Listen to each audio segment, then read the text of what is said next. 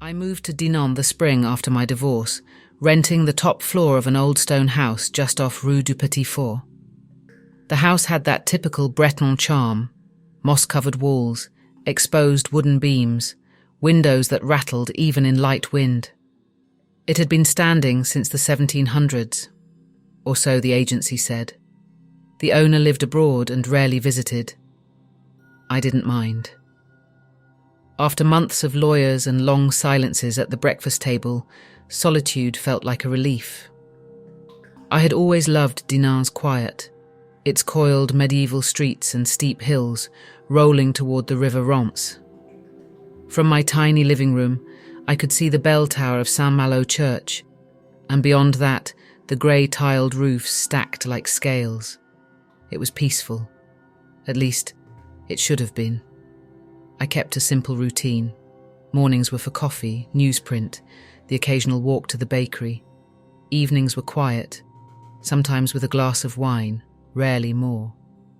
The stone walls stayed cool even in June, and I'd taken to keeping the windows open at night to let the breeze in, breezes that carried the scent of wood smoke, earth, and sometimes the distant salty trace of the sea. The day it happened was unremarkable. There was no storm, no strange visitor. I'd made lentil soup and eaten it with the shutters cracked open. Around 10:30, I crawled into bed, book in hand, and fell asleep with the lamp still on. I woke to a pressure in my chest. At first I thought it was a panic attack.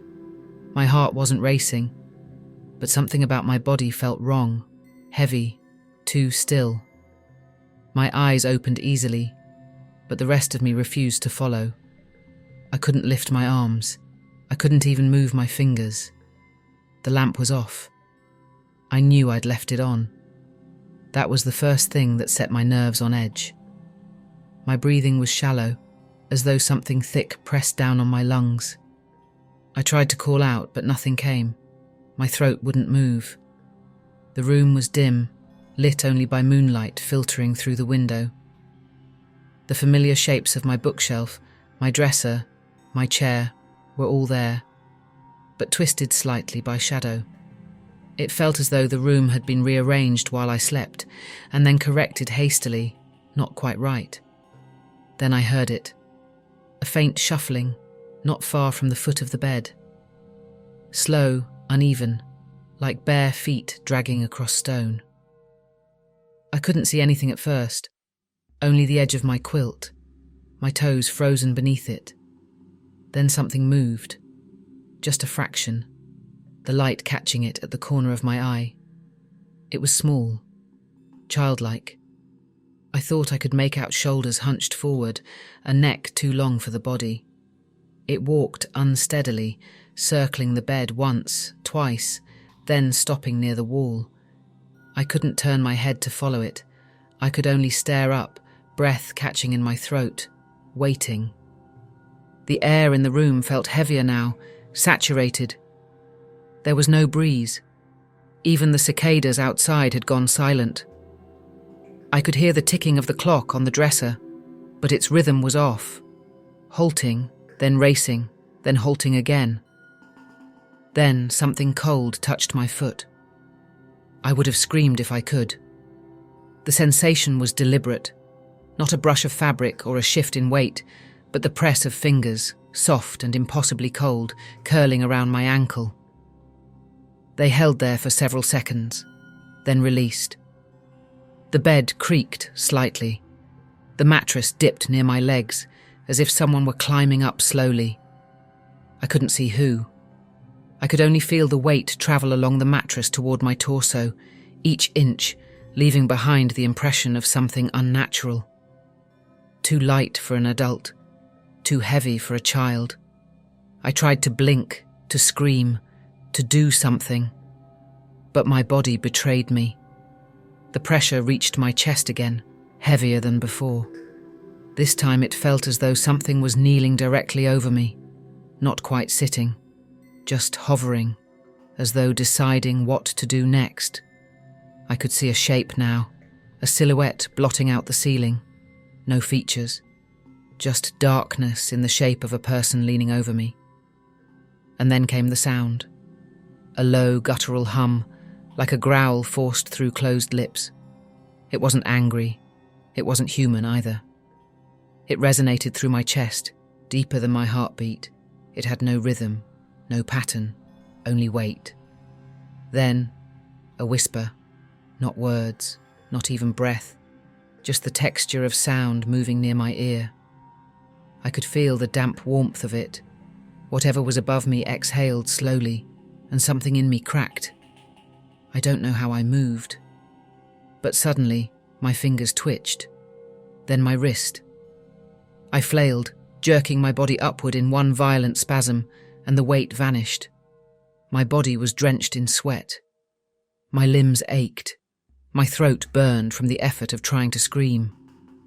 The room was still. I flicked the lamp on and sat there, gasping. The clock now ticked evenly again, the minute hand advancing without hesitation. I reached for a sweater and got out of bed, needing to move, needing to confirm reality. I made a lap through the flat. Kitchen, bathroom, tiny living room, nothing out of place, no one there. Still, I didn't go back to bed. I wrapped myself in a blanket and sat on the couch, lamp on, knees to chest. The windows were closed now. I didn't remember doing that either. Outside, the town was quiet. No cars, no voices. The kind of silence that makes your ears ring. Eventually, I dozed off. I must have. I remember my eyes fluttering, the room tilting slightly, my breath slowing. Then I was back in bed. I hadn't moved, but I was no longer on the couch. I lay flat again, staring at the ceiling, the blanket gone. My limbs were frozen once more. A fresh wave of terror surged in me. I realized then that I wasn't experiencing sleep paralysis again. I had never left it. It had let me think I had escaped, that I was safe, that I had stood, walked, sat. But none of it had happened. The lamp was off again. The window was now open. The breeze had returned, but it was wrong. It didn't carry air or scent. It was dead wind. The shadow returned, this time from the ceiling. It unfolded like a slick sheet, lowering itself with grotesque smoothness. No arms or legs now, just a mass of something too fluid, too wide. It spread over the ceiling, down the walls, wrapping the room in pitch. My vision narrowed. The bed vibrated beneath me, ever so slightly. My bones felt cold from the inside. Then came the final moment, the breath on my neck and a voice that wasn't a voice. Not words, but meaning forced directly into my mind, like pressure against my thoughts. Something foreign, something wrong. You are not awake. My mind screamed against it, fought to reject the thought, but it planted itself in me like a splinter, impossibly deep. I snapped up again, for real this time. I knew it was real because the sensation of my own movement was jarring, raw, like coming out of anesthesia. I fell off the side of the bed, hit the floor, and scrambled up, flicking on every light in the apartment. I opened the windows wide, let the early dawn air flood in. My lungs stung as I breathed. It was morning. The sun rose in slanted amber light across the crooked rooftops.